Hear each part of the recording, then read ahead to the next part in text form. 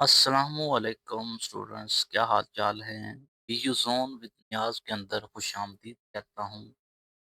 आज हम C S 408 जो है उसका लेक्चर नंबर 90 को पढ़ेंगे और मैं उम्मीद करता हूँ कि इंशाल्लाह आपको ये समझ आएगा और आपके लिए बहुत ही फ़ायदेमंद होगा।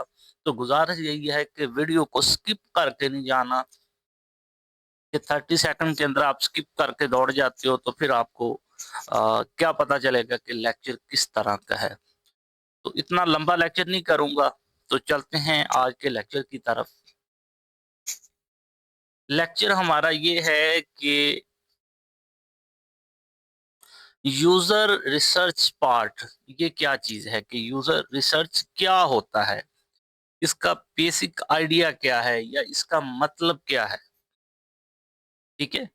यूजर रिसर्च का मतलब ये होता है कि यूजर को समझना। ठीक है। यूजर के जो प्रॉब्लम हैं उसकी क्या नीड क्या है, उसकी हैबिट क्या है, उसके गोल क्या हैं। अगर आप इन चीज़ों को समझ जाएँगे तो तब जाके आपको पता चलेगा कि आप एक बेहतरीन सॉफ्टवेयर या वेबसाइट या ऐप आप बनाना चाहते हैं, तो तब आप बना सकते हैं। अदरवाइज़ यूज़र अपनी ऐप बनाना क्या चाहता है, आपको उसके कॉन्सेप्ट को समझना पड़ेगा। सिंपल अल्फाज के अंदर अगर मैं बात करूँ तो यूज़र क्या चाहता है, क्यों चाहता है, ठीक है? ये वर्ड इस्तेमाल होती है वो, ठीक है? जैसे कि लिखा हुआ है what and how question like these best answer for qualitative research. Qualitative, quantitative दोनों को हम देखेंगे। इसके लिए मैंने नोट्स भी बनाए हैं और आपको इसके हैंडआउट्स की तरफ भी लेके आया हूँ ताकि आप परेशान ना हो। तो ये नोट्स भी आपको मिल जाएँगे, इस चीज़ से आपने परेशान नहीं होना। बात कर रहे थे हम यूज़र रिसर्च के बारे में। तो मिसाल देता हूँ कि एक बंदा फूड ऐप बनाना चाहता है। पहले देखना होगा कि लोग ऑर्डर किस तरह करते हैं, कि फूड ऐप के अंदर ऑर्डर किस तरह होते हैं। ये एक एग्ज़ाम्पल दे दी है। अगर मिसाल तो मैं आपको दे रहा हूँ, एग्ज़ाम्पल दूसरी दे रहा हूँ कि स्टूडेंट पोर्टल आप बनाना चाहते हैं, तो समझना होगा कि स्टूडेंट किस चीज़ से परेशान होते हैं, ठीक है? उस तरह का स्टूडेंट पोर्टल हमें बनाना होगा। तो उम्मीद है कि आपको यूज़र रिसर्च ये क्या है इसकी समझ आ गई होगी। अब मेन डिफरेंस बार-बार जो पेपर के अंदर ऑब्जेक्टिव में भी आया है, सब्जेक्टिव के अंदर भी बार-बार उसने पूछा है कि क्वालिटेटिव और क्वांटिटेटिव क्या है। अगर आपको कॉन्सेप्ट क्लियर हो गया, तो मैं उम्मीद करता हूँ कि ये आपको याद करने की भी ज़रूरत नहीं है। क्वांटिटी, जैसे कि उसकी क्वांटिटी से आंसर क्या है, हाउ मच, हाउ मैनी। अब क्वांटिटेटिव मतलब नंबर्स की बात हो रही है, कितना, कैसे, क्यों, ठीक है?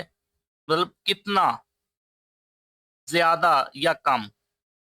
मिसाल के तौर पे 80% यूज़र जो हैं ऐप पसंद करते हैं, 20% नहीं करते, तो ये इसकी एक क्वांटिटी है। 200 लोगों ने सर्वे फिल किया, बाकी लोगों ने नहीं किया, 1000 में से, तो ये इसकी एक क्वांटिटी है। अब हम बात करते हैं क्वालिटेटिव रिसर्च की। ठीक है, ये तो हो गया क्वांटिटेटिव। हैंडआउट्स की तरफ आप ये आपको लेके जाता हूँ ताकि आप किसी किस्म की परेशानी में ना ये देखें। ये क्वांटिटेटिव है वर्सेस क्वालिटेटिव। वो मैंने हैंडआउट्स में वो चीज़ें निकाल दी हैं, तो वहाँ से वो आप आसानी से इसको याद कर लेंगे, तो परेशान होने की ज़रूरत नहीं। अच्छा, क्वांटिटेटिव की तो आपको समझ आ गई, अब बात करते हैं क्वालिटेटिव की। मतलब क्या, कैसे, क्यों, डाटा है या वर्ड है या स्टोरी है या जो ऑब्जर्वेशन में होता है, ठीक है, वर्ड्स में या स्टोरी में होता है, वो आपकी क्वालिटेटिव। यूजर ने बताया कि ऐप स्लो है, यूज नहीं करता, ठीक है? इसलिए वो यूज़ नहीं कर रहा कि ऐप जो स्लो चल रही है इसलिए वो यूज़ नहीं करता। यूज़र ने कहा कि बटन जो है वो समझ नहीं आता, ये क्वांटिटी नहीं है, ये क्वालिटेटिव है, ठीक है? अब जो अहम बात है कि ह्यूमन जो बिहेवियर है वो बहुत कॉम्प्लेक्स होता है। सिर्फ नंबर से सब कुछ समझ नहीं आता। अगर आपसे ये सवाल कर लेता है कि इनमें से जो ज़्यादा यूज़फुल कौन-सी है, तो आप कहेंगे क्वालिटेटिव रिसर्च जो है वो यूज़फुल है, ठीक है? तो सिर्फ नंबर से जो है ना हर चीज़ की समझ नहीं आएगी, ठीक है? तो इसलिए क्वालिटेटिव जो रिसर्च है वो ज़्यादा यूज़फुल है। तो आई थिंक आपको समझ आ गया होगा क्वांटिटेटिव और क्वालिटेटिव। यहाँ पे लिखा हुआ है कि human behaviour too complex for numbers, ठीक है, अलोन। इसके लिए हमें क्वालिटेटिव सर्च का भी सहारा लेना पड़ता है। अच्छा जी, तो इसके बाद आगे चलते हैं वैल्यूज़ ऑफ क्वालिटेटिव रिसर्च के बारे में कि क्या इसकी वैल्यूज़ हैं। ये पॉइंट आ गया, ठीक है, यहाँ पे साथ-साथ आपको ये भी दिखा रहा हूँ, नोट्स यहाँ पे आपके बने हुए हैं। अंडरस्टैंड करना, किस चीज़ को, इसकी डोमेन को, यानी कि डोमेन और कॉन्टेक्स्ट को समझना कि जो यूज़र है किस एनवायरनमेंट में काम करता है।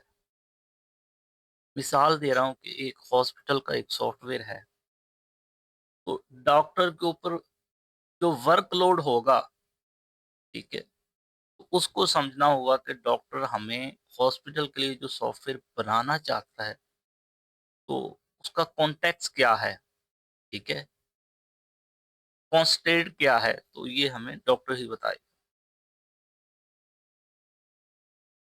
यूज़र बिहेवियर जो है पैटर्न जल्दी मिल जाता है। मिसाल के तौर पे हर यूज़र सेम जगह पे क्लिक करता है। सब लोग एक ही स्टेप में कन्फ्यूज़ होती हैं। तो यूज़र बिहेवियर जो है पैटर्न जो है वो मिल जाता है, आइडेंटिफ़ाई किया जाता है कि user behaviour pattern quickly. Number 3 पे डिज़ाइन प्रोजेक्ट के फ़ायदे क्या हैं? अगर हम प्रोजेक्ट को डिज़ाइन करते हैं तो उसके बेनिफिट क्या हैं?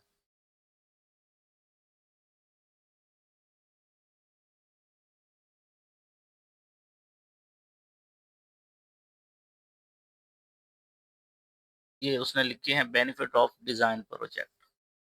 सबसे पहले आता है जी क्रेडिबिलिटी, कि डिज़ाइन टीम की बात स्ट्रॉन्ग हो जाती है। टीम अंडरस्टैंडिंग, सब टीम एक ही यूज़र को समझाने लगती है। मैनेजमेंट डिसीजन, कि मैनेजमेंट एविडेंस के साथ डिसीजन लेते हैं।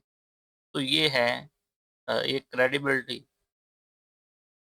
अब कहता है क्वालिटेटिव रिसर्च क्यों बेहतर है? कहता है वो फास्ट है, सस्ती होती है, ज़्यादा मीनिंगफुल है। मिसाल के तौर पे 5 इंटरव्यू ज़्यादा इनसाइट, 100 सर्वे सिर्फ नंबर, 100 सर्वे के अंदर सिर्फ नंबर ही हमें पता चलेगा।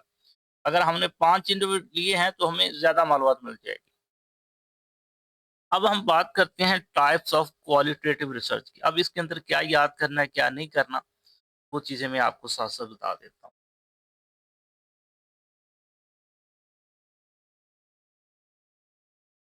स्टेक होल्डर इंटरव्यू क्या होते हैं?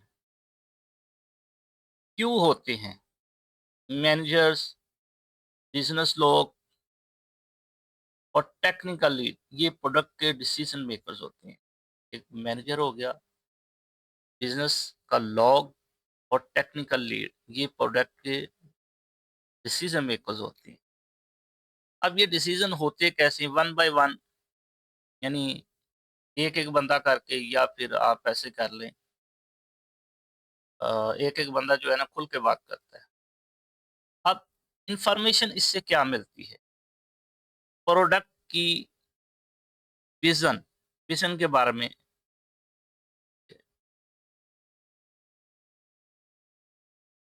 ये देखिए वन बाय वन इंटरव्यू होते हैं। और प्रोडक्ट की विज़न, अब प्रोडक्ट की विज़न क्या होती है? हर स्टेक होल्डर का अपनी एक सोच होती है। बजट एंड टाइम, कितना पैसा और टाइम अवेलेबल है, टेक्निकल फिजिबिलिटी मतलब क्या बनाना पॉसिबल है या नहीं है, बिजनेस ड्राइवर, इनके प्रॉफिट, मार्केट या कंपटीशन, यूजर के बारे में उनका ओपिनियन क्या है, ये सारी चीजें जो होती हैं ये इंफॉर्मेशन मिल जाती है। मिसाल के तौर पे मैनेजर कहता है कि यूजर को ट्रेनिंग दे, ज़ाहिर बात है कि यूजर को नहीं पता तो ट्रेनिंग देनी पड़ेगी। डेवलपर क्या कहता है कि सिंपल डिजाइन चाहिए, उसको मुश्किल काम नहीं करना पड़ेगा। तो ये चीज़ें एसएमई इंटरव्यू, ये आपने अच्छे से इसको देखना है। एसएमई इंटरव्यू, ये एब्रिविएशन भी आपसे पूछा गया है कि डोमेन एक्सपर्ट होने चाहिए, ठीक है।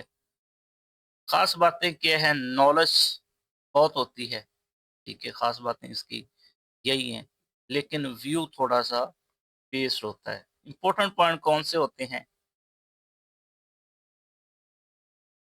जो एक्सपर्ट होते हैं कंट्रोल को पसंद करते हैं, सिंपल यूजर को मुश्किल लग रहा होता है। एक्सपर्ट जो होते हैं वो तो कंट्रोल कर लेते हैं। एसएमई जो डिजाइनर नहीं होता, एसएमई जो होता है वो डिजाइनर नहीं होता। तो सजेशन के पीपल प्रॉब्लम्स, जो सजेशन करते हैं पीछे जो प्रॉब्लम होती है उसको समझना होता है, ठीक है। कम्प्लेक्स फील्ड में बहुत जरूरी है कि मेडिकल, बैंकिंग, ये साइंटिफिक सिस्टम, ये कम्प्लेक्स फील्ड है, ये आपने जहन में रखनी। डॉक्टर कम्प्लेक्स ऑप्शन जो होते हैं वो चलता है, डॉक्टर जो होते हैं वो कॉम्प्लेक्स ऑप्शन चाहते हैं। जो नॉर्मल यूजर सिर्फ बटन चाहता है कि बटन पे क्लिक करे और मेरा काम हो जाए। तो इसके बाद बात करते हैं यूजर एंड कस्टमर के इंटरव्यू की।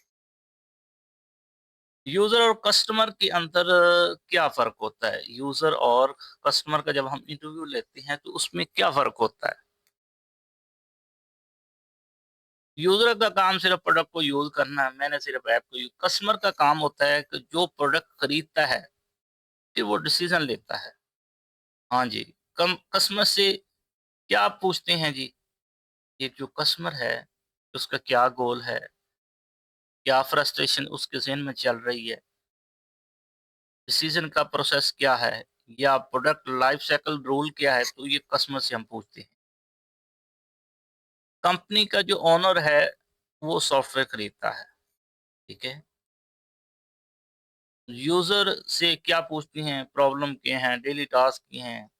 इसको कैसे यूज़ करना है? यानी कि एम्प्लॉयी रोज़ सॉफ्टवेयर यूज़ करता है, तो ये एक सिंपल सी बात है। यूजर ऑब्जर्वेशन क्यों जरूरी है, यूजर की जो ऑब्जर्वेशन है वो क्यों जरूरी है,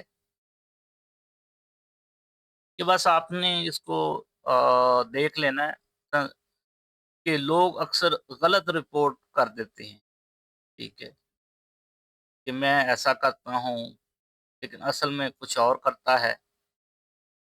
ये इंटरव्यू से ये पता चल जाता है यूजर को ऑब्जर्व करने से।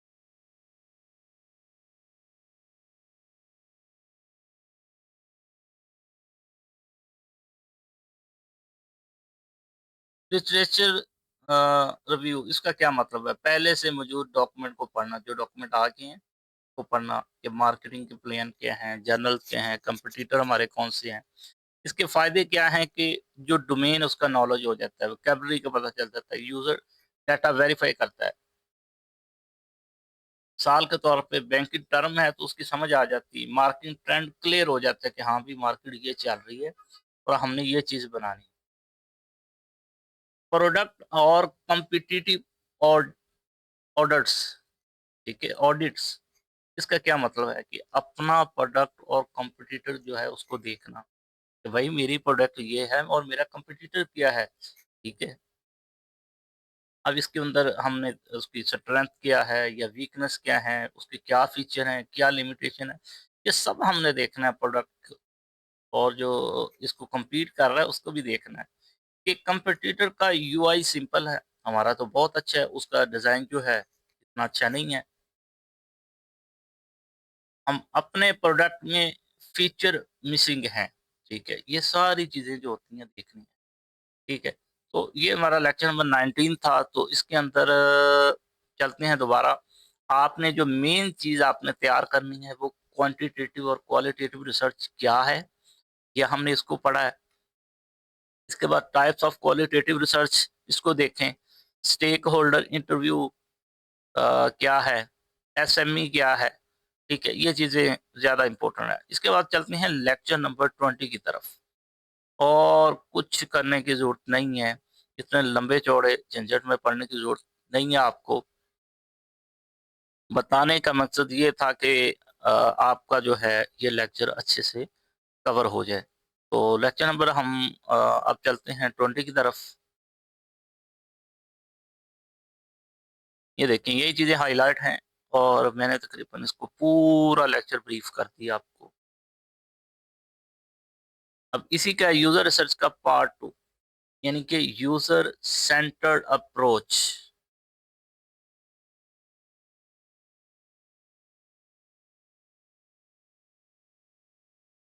अच्छा, तो यूज़र सेंटर्ड अप्रोच का क्या मतलब है?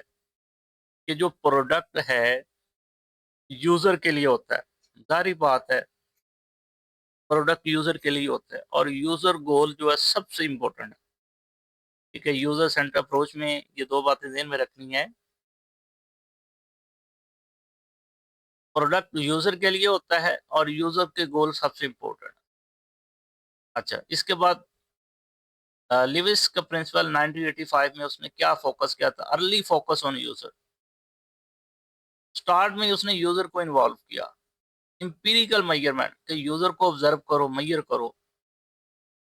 इटरेटिव डिज़ाइन पहले आप डिज़ाइन बनाओ, फिर उसको टेस्ट करो, फिर इम्प्रूव करो, फिर उसको रिपीट करो। तो ये चीज़ें जो है ना उसने की थी। किसने? लिविस ने, ठीक है? 1985 ये उसके प्रिंसिपल थे 3, ये आपसे पूछे जा सकते हैं। एंथोग्राफी इन डिज़ाइन, ये एंथोग्राफी क्या है? उसको आप कैसे डिज़ाइन कर सकते हैं? तो उसको देखते हैं। एंथोग्राफी क्या होती है? एंथ्रोपोलॉजी से आई है, यानी कि कल्चर को लिखना, सकाफ़त को। अब डिज़ाइन में इसका यूज़ क्यों है, ये आप देखें, ये बस इसका ओरिजिन जो है एंथ्रोपोलॉजी है। मतलब क्या है? इसका कल्चर। अब हम इसको डिज़ाइन में क्यों यूज़ करते हैं? कि यूज़र का जो नेचुरल एनवायरनमेंट है, कुदरती है, उसको ऑब्ज़र्व करना। ऑफ़िस है या हॉस्पिटल है या फ़ील्ड है। अब क्या रिवील होता है इसमें? इसके हिडन गोल का पता चल जाता है, टीम के साथ कोलैबोरेशन का पता चल जाता है, अवेयरनेस ऑफ अदर। ओके हो गया जी। एग्ज़ाम्पल मतलब स्टॉक एक्सचेंज की आप स्टडी करना। मिसाल के तौर पे नई टेक्नोलॉजी से आपकी जो कम्युनिकेशन वो डिस्टर्ब कर देगी। ज़ाहिर बात है आपको अ, उसको स्टडी करना होगा। ज़ाहिर बात है नई टेक्नोलॉजी आएगी तो आप डिस्टर्ब हो जाएँगे। चैलेंजेस क्या होंगे? एंजियोग्राफी डिटेल में होती है, डिज़ाइन एब्स्ट्रैक्शन होता है, दोनों को कंबाइन करना मुश्किल है। एंथोग्राफी फ्रेमवर्क जो है वो क्या है? इसकी कितनी डायमेंशंस हैं? इसकी 3 डायमेंशन हैं, इसके आपको नाम याद होने चाहिए। सबसे पहले बात करते हैं डिस्ट्रीब्यूटेड कोऑर्डिनेशन। कम लोगों में कैसे डिवाइड करना है, इसको कहते हैं distribution coordinate. Plan and procedure में चार्ट होते हैं, रूल होते हैं, वर्क फ्लो होता है, इसको कहते हैं plan and procedure. Awareness of work में क्या होता है? लोग एक दूसरे के काम से किस तरह अवेयर हैं, how people stay aware of other action, एक दूसरे के काम से किस तरह अवेयर है। सपोर्टिंग मेथड, ठीक है, ये एंथ्रोग्राफी फ्रेमवर्क के 3 डायमेंशन है, ये आपने याद कर लिए। अच्छा, सपोर्टिंग मेथड में कोहेरेंस यानी कि सोशल या टेक्निकल एनालिसिस को जोड़ना, व्यू पॉइंट को कंसर्न करना, ऑब्जर्व के लिए फोकस क्वेश्चन, कंसर्न की एग्जांपल यानी कि paper was computer work, paper work है या कंप्यूटर वर्क है। स्किल लेवल या लोकल नॉलेज, ये सारी चीजें जो है हमारे पास सपोर्टिंग मेथड की एग्जांपल है। तो चलते हैं लेक्चर नंबर 21 की तरफ और इसमें हम देखते हैं क्या क्या चीजें इंपॉर्टेंट है। सबसे पहले हम बात करते हैं जी किस चीज की बात करेंगे, वो हम बात करेंगे इंटरव्यू सिक्योर करने के तरीके। स्टेक होल्डर हो गया, सर्च फर्म क्या है, friends and relative. Interview planning में 2 लोग इंटरव्यू की टीम होती है, 1 ऑवर पर इंटरव्यू होगा, 6 इंटरव्यू पर डे होंगे, तो ये कुछ चीज़ें। अच्छा, phases of ethnographic interview. Early phase में क्या होता है? ओपन एंडेड क्वेश्चन होती हैं, डोमेन को समझना होता है, यानी कि आपका काम का दिन कैसा होता है, ठीक है? उसके डोमेन को, ओपन एंडेड क्वेश्चन, एक्सप्लेनेटरी क्या है, ये चीज़ें उसमें देखी जाती हैं। मिड फेज़ और लेट फेज़। मिड फेज़ के अंदर क्या होता है कि पैटर्न को आइडेंटिफाई करना और फोकस क्वेश्चन, यानी आप ये काम रोज़ कैसे करते हो? तो ये मिड फेज़ का है। लेट फेज़ के अंदर क्या होता है कि ये स्टेप आप बार-बार होता है, येस या नो। पैटर्न कन्फर्म है, क्लोज एंडेड क्वेश्चन, तो इसको देख लें, कोई इतना ज़्यादा इम्पोर्टेंट। बेसिक इंटरव्यू के रूल क्या होते हैं? एक्शन वाली जगह पे इंटरव्यू, फिक्स क्वेश्चन अवॉइड करें, पहले गोल फिर टास्क, यूज़र को डिज़ाइनर मत हो, जो यूज़र है वो डिज़ाइनर बन ही नहीं सकता, लीडिंग क्वेश्चन जो है उससे अवॉइड करो, स्टोरी टेलिंग वो इनकरेज होती है। टाइप्स ऑफ इंटरव्यू क्वेश्चन की, goal oriented, system oriented, work flow oriented, तो ये इसकी क्या है टाइप्स ऑफ इंटरव्यू क्वेश्चन की। ठीक है, इसको देख लेते हैं जल्दी से। गोल ओरिएंटेड क्या है?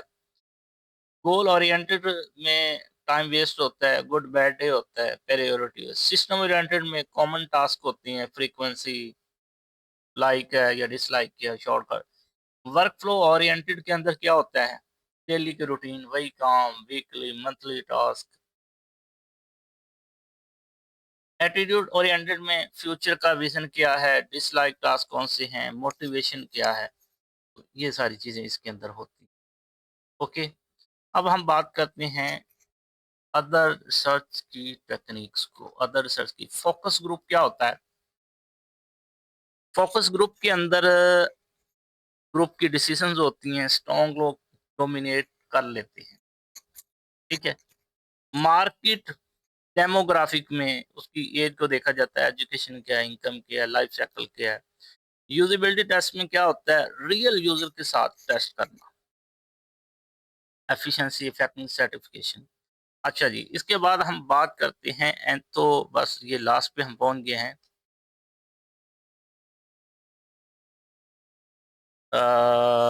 अदर रिसर्च टेक्निक में ग्रुप डिसीजन, यानी कि फोकस ग्रुप होता है एक, और एक मार्केट डेमोग्राफिक होता है, यूजिबिलिटी टेस्ट होती है, ठीक है। इसको देखने की कोई नहीं इतनी जरूरत।